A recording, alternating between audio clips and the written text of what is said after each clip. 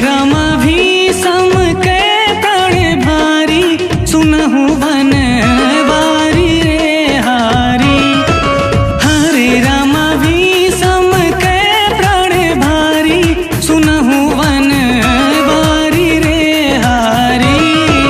हरे रामा भीषम के प्राण भारी सुनहु वन वारी रे हारी।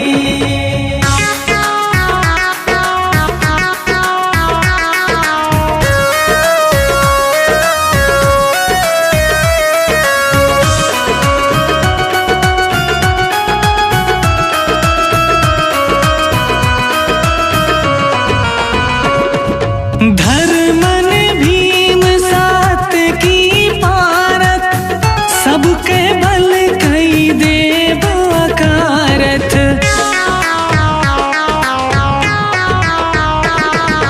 धर्मन भीम सात की पारत सबके बल कई देव अकारथ। हरे रामा देख ले ही त्रिपुरारी सुनहु वन वारी रे हारी।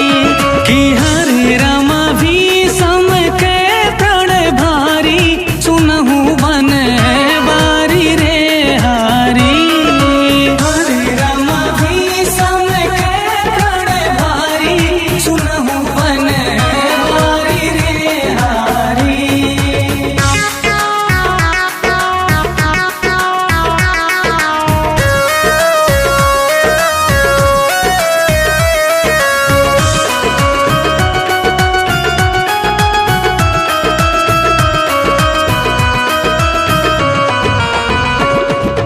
जदु नंदन से अस्त्र गहौबे असि को राम मचौबे रामा।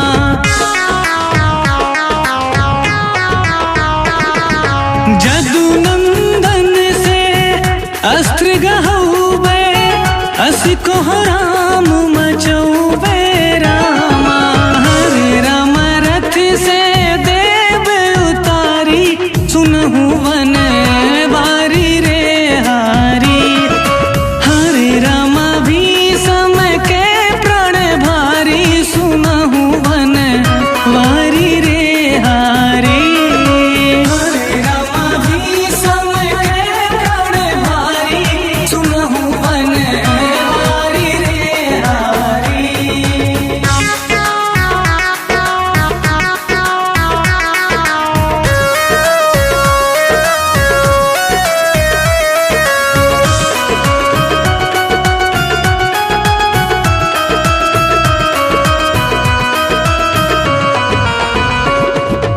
अब तो